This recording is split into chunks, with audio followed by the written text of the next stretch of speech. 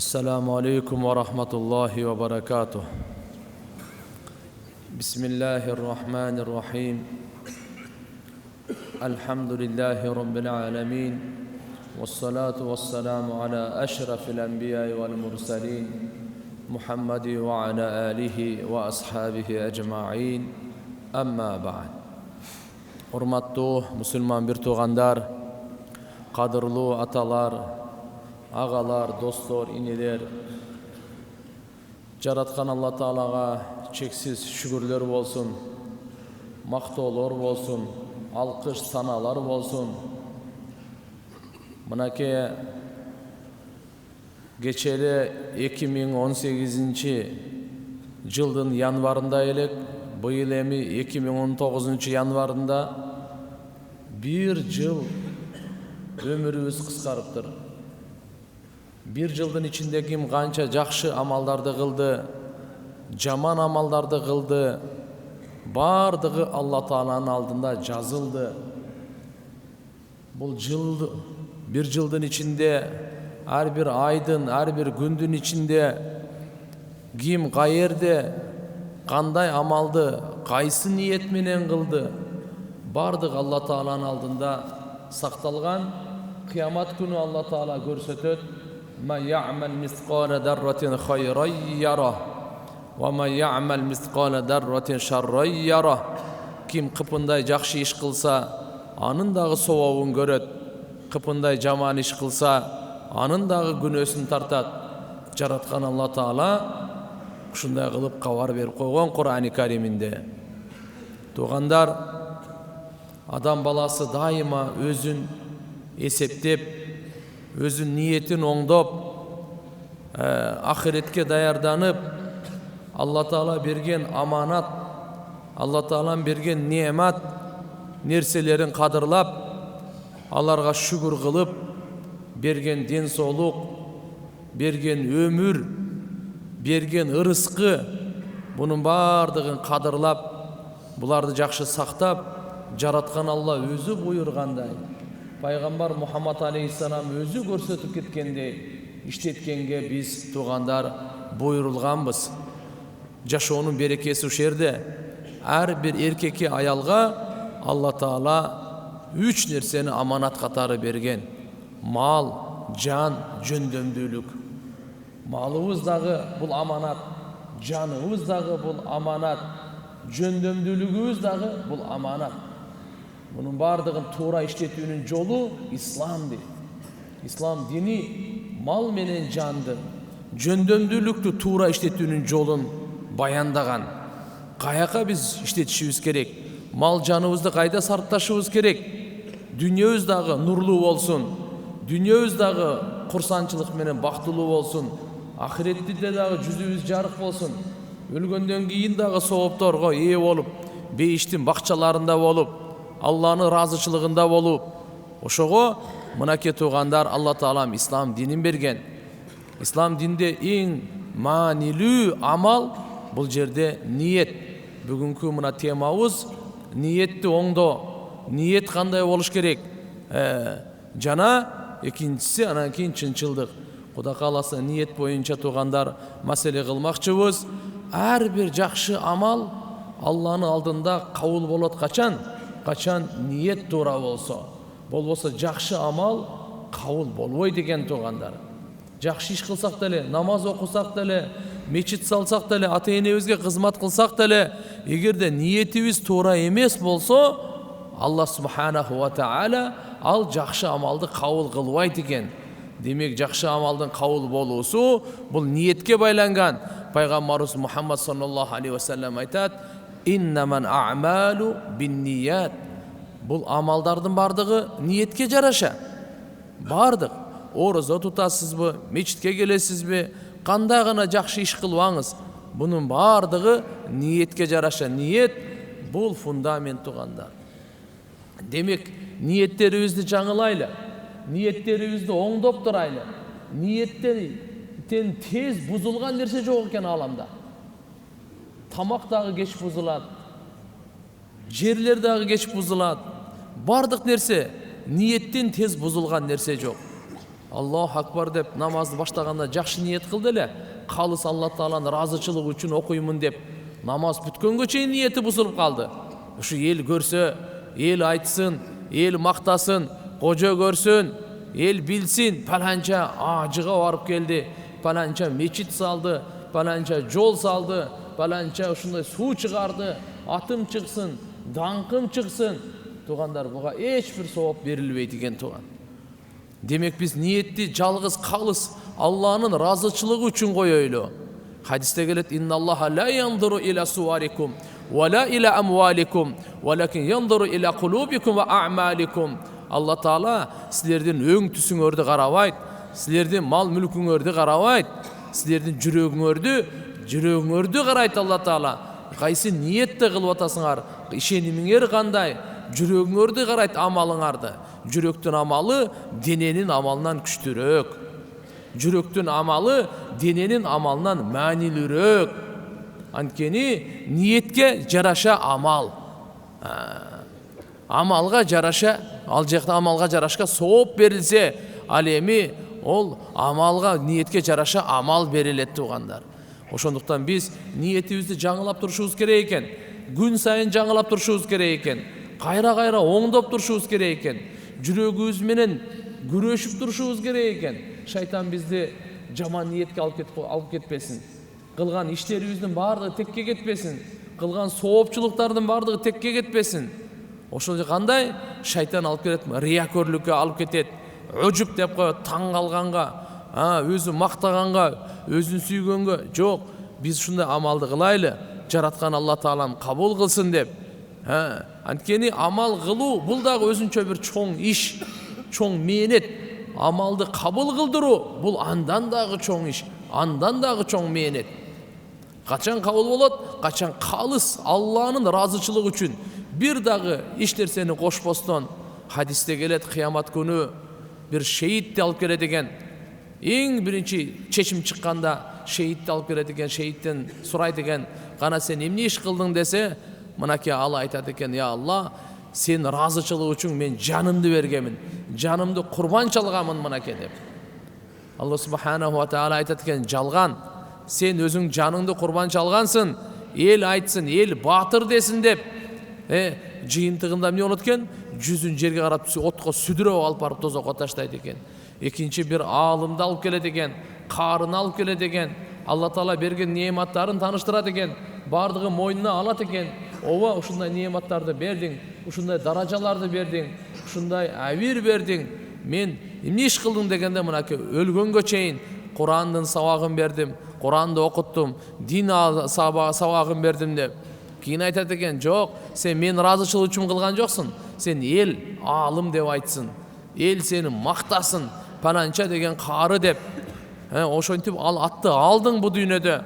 Эми бу ахиретте сага эч нерсе жок" деп. Буга да чечим чыгат экен тозокко.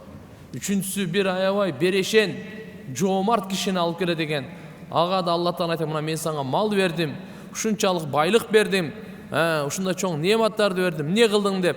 Ал дагы айтат экен: "Я Алла, сен разычылыгың каерде болсо, мен ошого сарптадым. Бейбечаралардын курсагын тойгоздум, кийимдерин кийгиздим, суу чыгардым, жол салдым, бардыгына ушундай жакшы иштерди кылдым.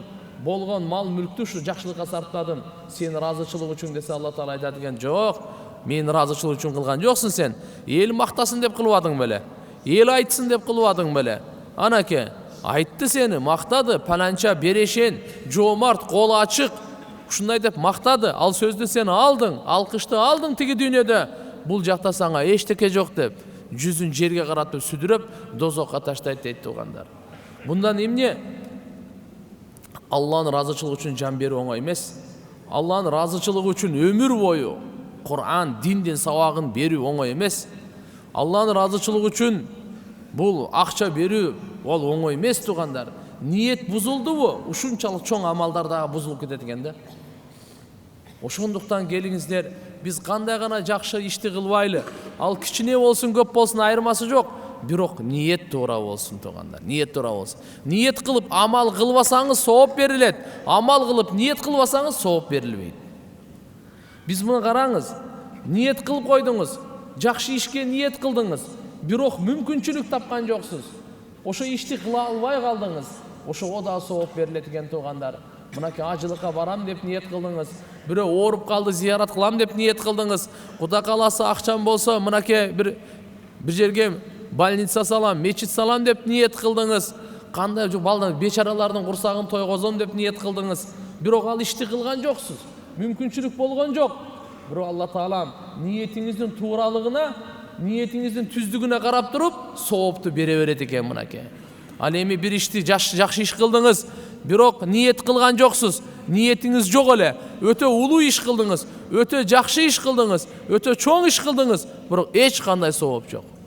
Эч кандай сооп жок. Эмне үчүн? Ниет жок туугандар. Ниет жок туугандар. Демек, туугандар, баарыбыз ниетибизди оңдойлу. Алымдарыбыз Имам Шафии рахимахулла айткан, ниет ислам динин 3/1 түзөт деген.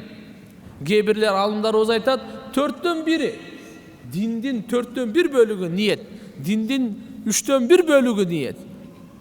Ушунчалык чоң амал, ушунчалык чоң орунда турат экен ниетибиз. Ошондуктан кимге бир сом бербейле, бир сөз жакшы айтпайлы, жараткан Алланын разычылыгын көздөйлү. Жараткан Алла Тааланын разы болсун деп, Алла субханаху таала разы болсун деп. Пайгамбарыбыз бекер айткан эмес, "Ман сама Рамадан иманан ва ихтисабан".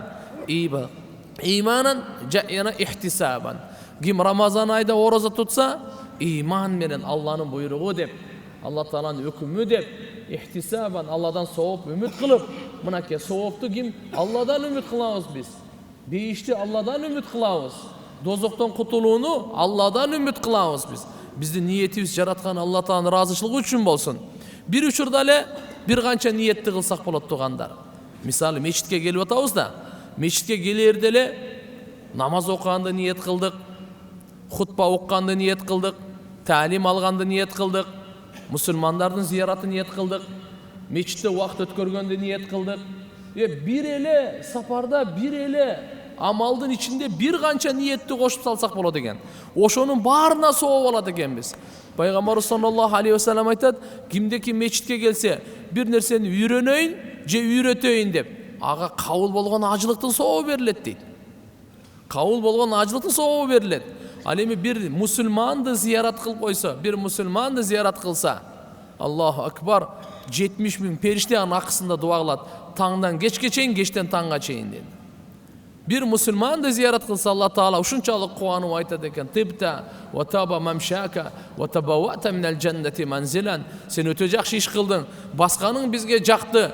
Beyişten sana bir kan saray verildi dep. Cumaga en köp kelet musulmanlar. Cuma namazga en köp kele turgan. Жүздөгөн, миңдеген адамдарды зиярат кылганга мүмкүнчүлүк болот. Эгерде ниет кылып койсок Алланын ыраазычылыгы үчүн деп, жүздөгөн, миңдеген кан сарайларды Алла Таалам бейиштен берет экен. Карабайсызбы, ниеттин таасири кандай? Ниеттин таасири өтө чоң. Ниет бул имам, амал аркасындагы болгон туугандар. Муктади деп айтат. Демек туугандар, биз ихластуулугубузду дайыма бекем кармайлы. Ибрахим алейхиссалам айтат: "Инна салати ва нусуки ва махяя ва мамати лиллахи роббил аламин." Менин намазым, менин курбандыгым, менин жашоом, менин өлүмүм жараткан Алланын ыраазычылыгы үчүн. Жараткан Аллага таандык.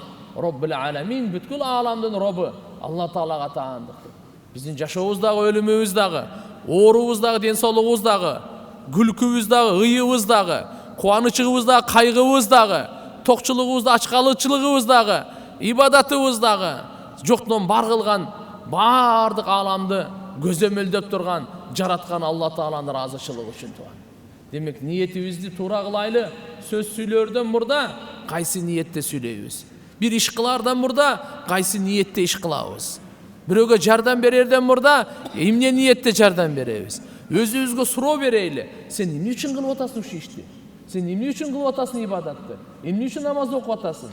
Эмне үчүн мешитке келип атасың? Эмне үчүн чын сүйлөп атасың? Эмне үчүн кайрымдуулук кылып атасың? Эмне үчүн адалдан рызкы таап атасың? Эмне үчүн адалдан жеп атасың? Эмне үчүн кечирдиң бирөөнү? Эмне үчүн кечирим сурадың бирөөдөн?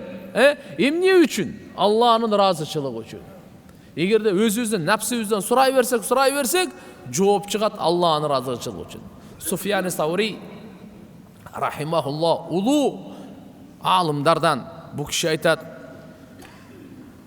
ниетти оңдогонго менет кылуу бардык менеттен дүйнөдөгү канчалык амал болсун ошонун бардыгынан жогору турат экен дейт.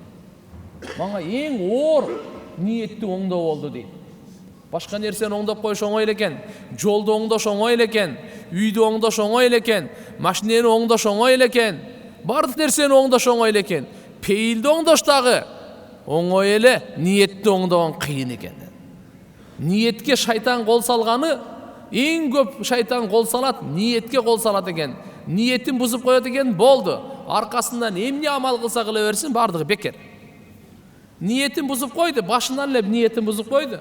Эми бул жакшы ишти кыла берсин деп коет экен. Ага эч кандай сооп берилбейт, ага эч кандай даража берилбейт, ага эч кандай Аллахтын тарабынан белек берилбейт. Эмне үчүн? Бунун ниети башка үчүн болуп калган. Жараткан Алладан башкага кетип калган. Риякөрлүктөн сактанайлы. Пайгамбарыбыз айтат: кимде ким намаз окуса эл көрсүн деп ал ширк келтирди дейт.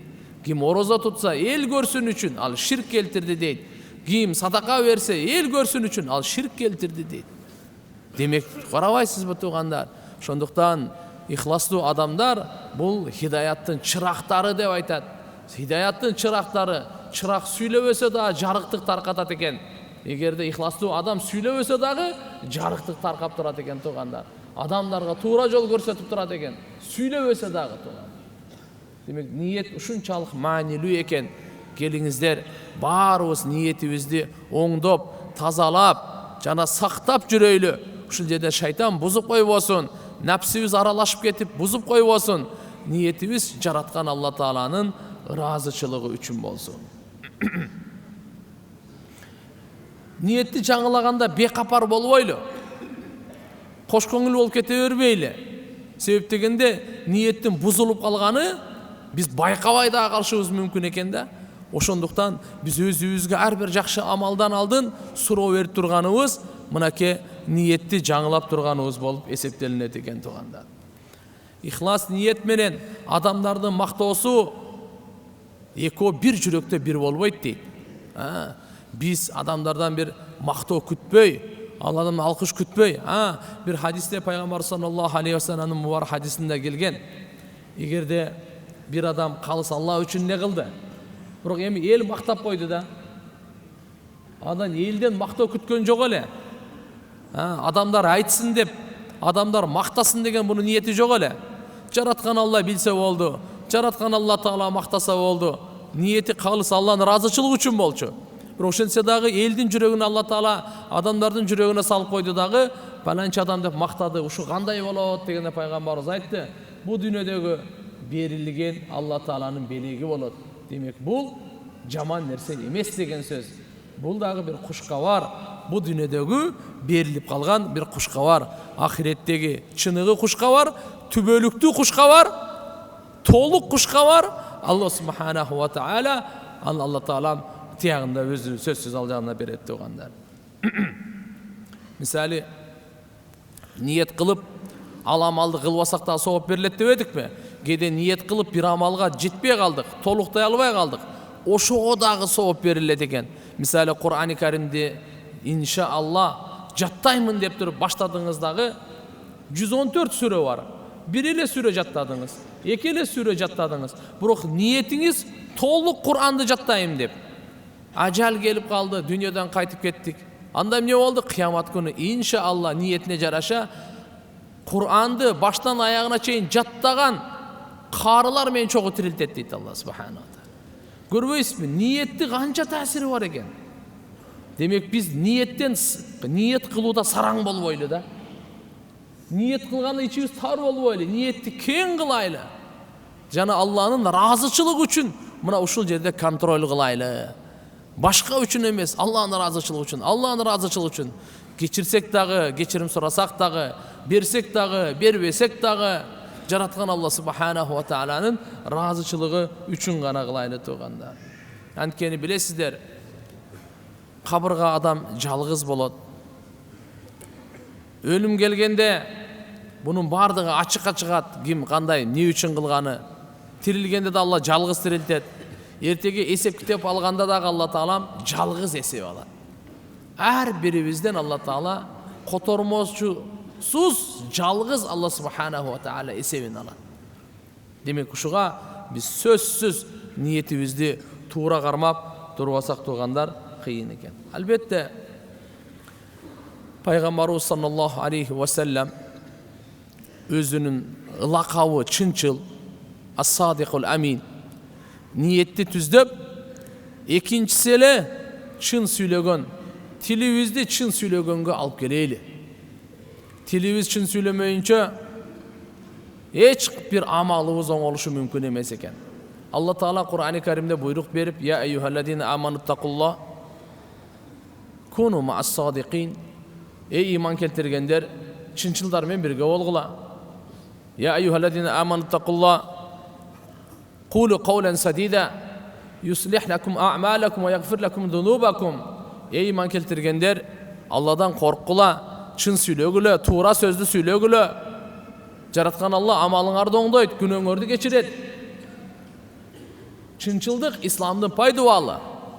Пайгамбарыбыз Мухаммад алейхиссалам пайгамбарчылыкка чейин эле чынчыл деген лакабы бар эле. Чынчыл деген лакабы бар эле. Тилди сөз чыгартпайт эле, чын болсо гана чыгартат эле. Башка сөздү сүйлөбөйт эле. Бүгүн бизде ушунчалык неме болуп кетти. Жалган сүйлөгөн мода болуп калды. Ким канчалык калпайтса ошончолук даражалуу болуп калды. Бирок Алланын алдында ошончолук төмөн адам. Калптын казаны кайнабайт. Пайгамбарыбыз айткан, чынчылдыкты бекем кармагыла куткарат, жалгандыктан сактангыла жок кылат. Жаңылгандык, жалган сүйлөгөн жок кылат. Калп айткан эч качан жүрөгү рахаттанбайт. Чын сүйлөгөн бүгүн мүмкүн оор болушу мүмкүн. Бүгүн кыйын болушу мүмкүн. Азыр айтып атасыз, кыйын болушу мүмкүн. Бирок билип коюңуз, акыбети рахатта болот. Акыбети сөзсүз ийгиликте бүтөт тургандар. Бирок эгерде жалган сүйлөсөңүз бүгүн мүмкүн кутулуп кетишиңиз мүмкүн. Алдап коюшуңуз мүмкүн. Ата-энеңизди алдап коесуз, аялыңызды алдап коесуз, досторуңузду алдап коесуз, бала чакаңызды алдап коесуз, соодагерлерди алдап коесуз, клиенттерди алдап коесуз. Мүмкүн алдап коесуз, бираз рахаттанасыз, бираз кутулдум деп өзүңүздү алдайсыз. Бирок билип коюң, жараткан Алла укту, периштелер жазды, жүрөгүңүз күбөлүк берди. Бул жалган болчу. Сен алдадың. Алланын алдында алдамчы болуп, жалганчы болуп жазылдың. Акыбети эч качан рахаттап бүтпөйт. Эртели кечпи Алла Таала акыйкатын ачып коет. Ал эмне экенин акыйкатын ачып коет турган.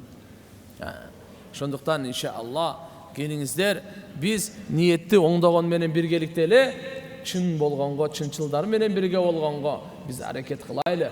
Тилибизден кандай гана сөз чыкпасын, чын сүйлөгөнгө аракет кылайлы. Пайгамбарыбыз саллаллаху алейхи ва саллям өмүрү калп айткан эмес. Жалган сүйлөп да, жалган тамашалап да калп айткан эмес. Пайгамбарыбыз Мухаммад алейхиссалам бир хадисте айткан: "Ман таракал мираа ва хува мухиккун." Ким жаңжалды таштаса, акыйкатта болуп туруп да жаңжал кылганды таштап койсо, ага бейиштин четинен бир кансарай алып бергенге мен кепилдик беремин дейт. Ал эми ман таракал кадиба валау кана мазихан. Эгерде ким жалган сүйлөгөндү таштаса, тамашалап болсун да, мен ага бейиштин ортосунан бир кансарай алып бергенге кепилдик беремин. Жалган сүйлөгөндү таштаса, эмне дейт? Тамашалап болсун да. Кеде биз тамашалап койдун, тамашалап жалган, эмчим кеде атайлап жалган сүйлөп атат, атайлап алдап атат, калпайтып атат. А бул жерде пайгамбарыбыз айтып атат, ал атайлап жалган сүйлөгөн ал арамдыгы ушунчалык чоң, жараткан Алланын тарабынан наалат түшөт ага. Алла Таала өзүнүн рахматынан үзүп коет буну. Ла'натуллахи алал кадибин. Ал эми бул жерде эмне деп атат? Валау кана мазихан. Жөн эле тамашалап жалган сүйлөгөнгө дагы шариятта уруксат жок экен. Тамашалап жалган сүйлөгөнгө дагы шарият уруксат бербейт экен. Эгерде ушундай боло турган болсо, эмне деп атат? Буга да күнөө жазылат экен. Пайгамбарыбыз айтып атат, тамашалап жалган сүйлөгөндү да таштагыла. Чындап жалган сүйлөгөндү жөн эле таштагыла. Тамашалап жалган сүйлөгөндү да таштагыла. Силер көнүп калгансыңар. Демек буну таштагыла. Эмне болот? Мен кепилдик беремин дейт. бейиштин ортосунан кан сарай алып бергенге кепилдик берем. Ал эми кимдин мүнөзү чырайлуу болсо, кооз болсо, ага бейиштин эң жогорку даражасынан кан сарай алып бергенге кепилдик беремин дейт. Демек, урматтуу мусулман бир туугандар, биз чынчыл пайгамбардын үммөтүбүз. Акыркы пайгамбар Мухаммад алейхиссаламдын үммөтүбүз. Пайгамбарыбыз чынчылдык менен ааламга исламды таркатты. Чынчылдык менен пайгамбарыбыз саллаллаху алейхи ва саллям ааламга иманды таркатты, исламды таркатты, адамгерчиликти таркатты, боорукерликти таркатты. Демек, чынчылдыкка Алла Тааланын жардамы дайыма. Чынчылдыкка Алла Тааланын жардамы дайыма. Алланын алдында дагы чынчыл болуп жазылат, чын сүйлөй берген адам, жалган сүйлөгөн адам эртеби кечпи бу дүйнөдө деле иши оңунан чыкпайт. Калптын казаны кайнабайт. Барып Алланын алдында да жалганчы болуп жазылат экен.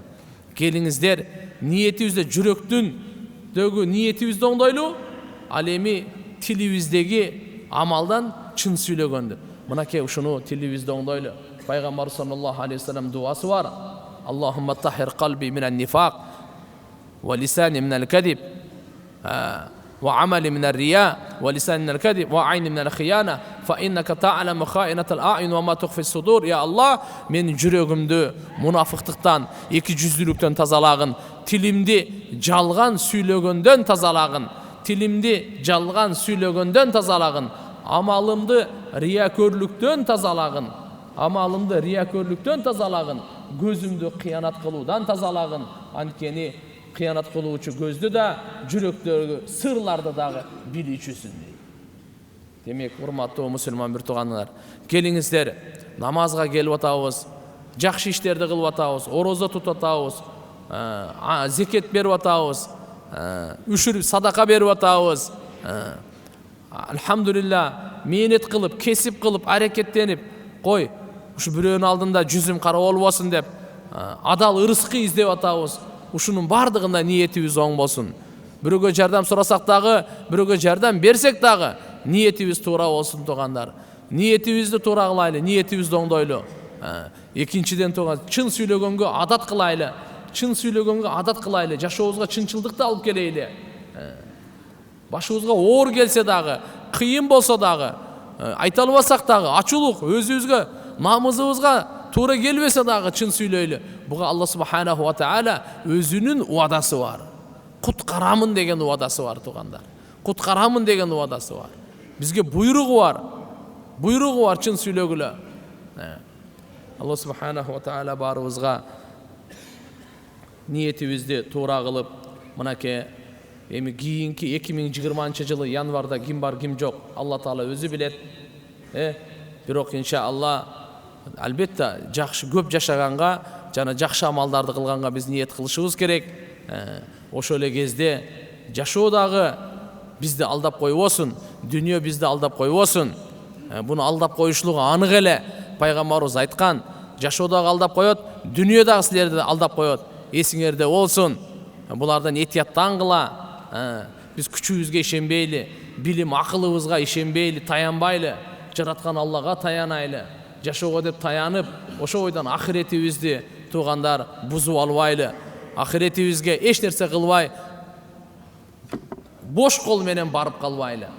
Биз Алла Тааланын ыраазычылыгы үчүн бу дүйнөдө туруп ахиретибизди курайлы, ахиретибизди оңдойлу, аякта улуу соопторду, улуу даражаларды алайлы. Ага бу дүйнөдө дагы Алла субханаху ва таала эч качан тек койбойт. Жараткан Алла өлүмдүн чечимин өзү чыгарат. Бейиштин, дозоктун чечимин өзү чыгарат. Бул биздин ниетибизге жараша. Ошондуктан ниетибиз дайыма ар дайым туура болсун, түз болсун, таза болсун ниетибиз. Жана ниетибиз кең болсун. Ушу бардык адамдарга пайда жеткирейли, жакшылык кылайлы, райым кылайлы деп. Ошондой эле тилибиз дайыма үйдө болсун, базарда болсун, жумушта болсун, кайерде болбосун, достор менен, душмандарды дагы алдаганга уруксат эмес туугандар. Ким гана болбосун, тилибизди дайыма туура сүйлөгөнгө аракет кылайлы. Жараткан Алла Таалам барыбызга өзү товфик берсин. Субхана раббика раббил иzzati амма ясифун ва саламун алал мурсалин валхамдулиллахи раббил аламин бирахматика я архамар рахим.